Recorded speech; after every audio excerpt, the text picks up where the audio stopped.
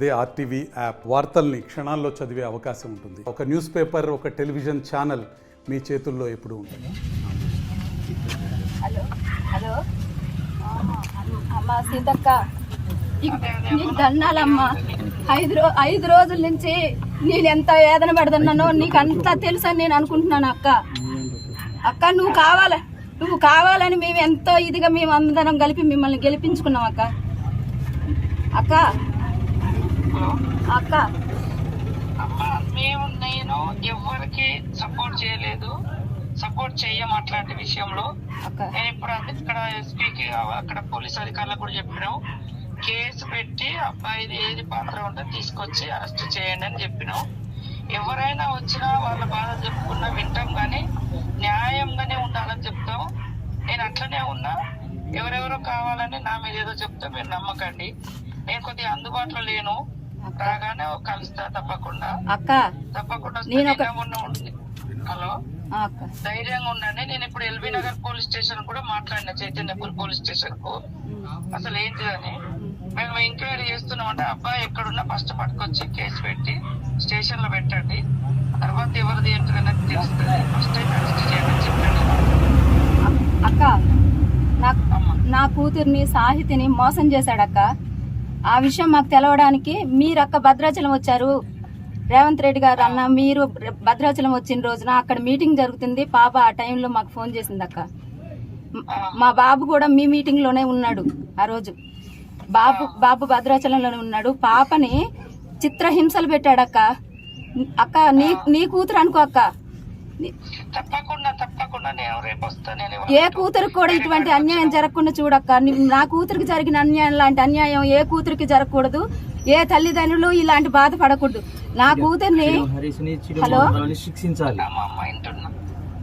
నా కూతుర్ని వాడు ఎంత హింస అంటే, నువ్వు హాస్టల్ పై నుంచి కిందకి దిగకపోతే వాడు నా కూతురికి కడుపు చేసి నువ్వు వేరే వాళ్లతో నువ్వు ఇదయ్యావని వాడికి నా కూతురుతో సంబంధం లేనప్పుడు వాడు 10 రోజుల నుంచి బెంగళూరులో ఉన్న ఎదవా వాడు ఎందుకు అక్క హైదరాబాద్ వచ్చి ఎంక్వైరీ చేయాలక్క వాడు నా కూతురు గురించి.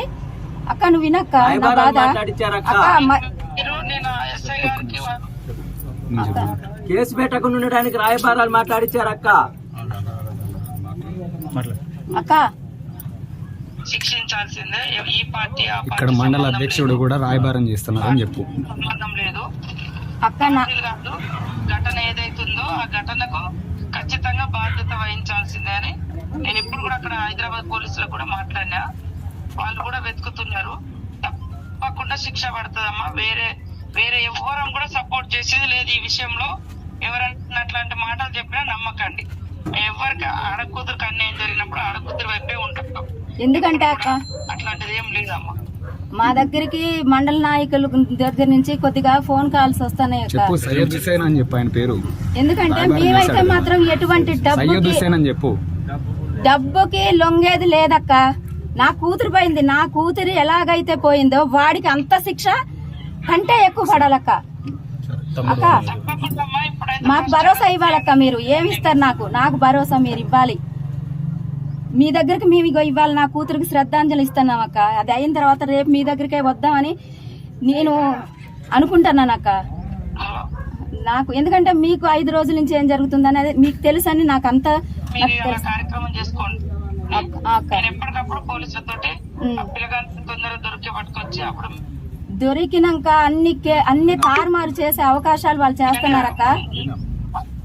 హలో అక్క చెప్పిస్తామా, నేను తప్పకుండా చెప్పిస్తా. అట్లా ఏమి ఎవరు సపోర్ట్ చేసేది ఇట్లాంటి వాటికి. అక్క నా కూతురు చనిపోయిన రోజుకి ముందు రోజు నేను నీ మీటింగ్ వచ్చానక్క హైదరాబాద్. లేకపోతే ఈ గొడవ జరిగింది నా కూతుర్ని నేను తీసుకొచ్చేదాన్నక్క. మహిళల మీటింగ్ అని అంటే నేను హైదరాబాద్ అటు రావడం వలన నా కూతురు దగ్గరికి వెళ్ళలేకపోయానక్క. ఐకేపీ వాళ్ళందరూ నేను నా కూతురు అటు మీటింగ్ కూడా వచ్చి కూడా నేను అశ్రద్ధ చేసుకున్నానక్క. ఎందుకంటే మీకు ఆ రోజున మీటింగ్ లో మీరు చెప్పే మాటలకి జై కొట్టుకుంటూ నా కూతుర్ని ఇక్కడ నేను అశ్రద్ధ చేసుకున్నాను అక్క.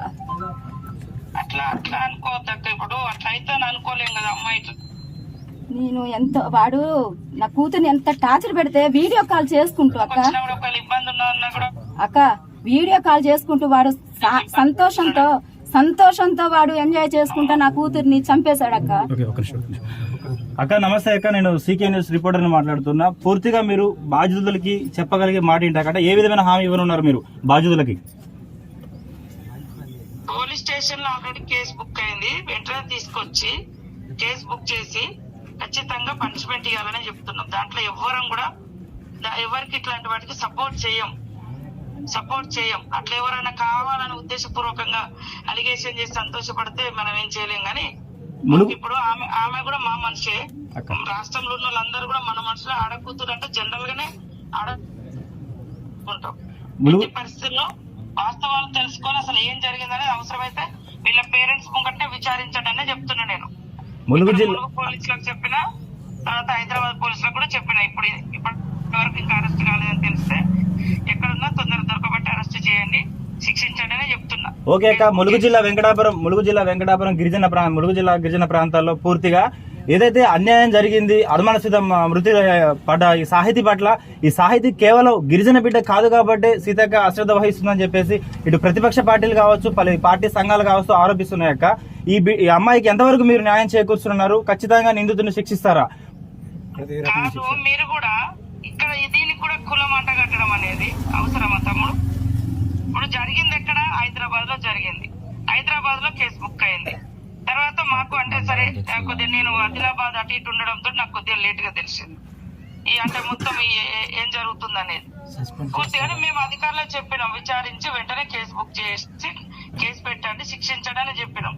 దీంట్లో మళ్ళీ గిరిజన మన ఇక్కడ అంటే ఉదాహరణకు ఈ లొకేషన్ లో జరగలే ఇష్యూ, జరిగిందేమో హైదరాబాద్ లో జరిగింది. జరిగిన తర్వాత ఇది మన దృష్టికి వచ్చిన కాడ నుంచి కూడా జెన్యున్ గా ఏది ఉంటే అది చేయండి అనే చెప్తున్నాం. మనం ఎక్కడ నేను కేసుకు వచ్చినట్టు ఏమన్నా మీకు ఏమైనా ఆధారాలు ఉంటే నిజంగా సీతక్క సపోర్ట్ చేస్తుంది. ఇప్పుడు మీరు అన్నట్టుగా అక్క కూడా మా ఫ్యామిలీ.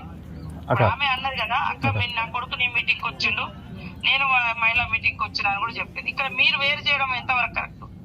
అక్క ఇది మేము ప్రతిపక్ష పార్టీలు ఆరోపిస్తున్న ఆరోపణలు అక్క ఇవన్నీ కూడా. ప్రతిపక్షాల మేమంతా బంధువులం. మరి ఏం జరిగింది అన్న అంటే చెప్పాను విషయం. నాకు తెలియదు, నేను అధికార ప్రోగ్రాంలలో చాలా బిజీగా ఉండి నాకు ఎవరు అంటే బాధిత కుటుంబం నుంచి ఎవరు కూడా నాకు సమాచారం ఇవ్వలేదు.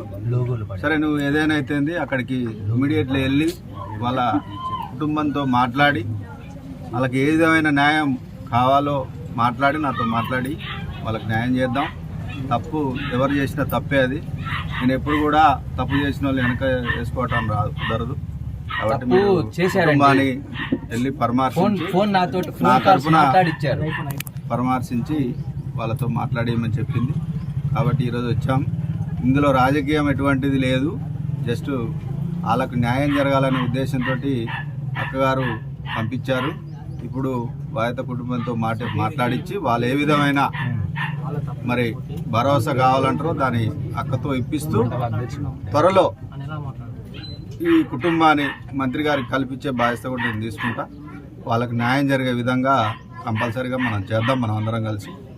ఇది అక్కగారు చెప్పారు. ఇప్పుడు అక్కగారితో మాట్లాడిస్తా. వాళ్ళు కోరేదాన్ని వాళ్ళు ఇమీడియట్గా ఇంప్లిమెంట్ చేయడానికి అక్క సిద్ధంగా ఉంది. మరిన్ని వీడియోస్ కోసం ఛానల్ ని సబ్స్క్రైబ్ చేయండి, లేటెస్ట్ అప్డేట్స్ కోసం వాట్సాప్ ఛానల్ ని ఫాలో చేయండి అండ్ లింక్ డిస్క్రిప్షన్ లో ఉంది.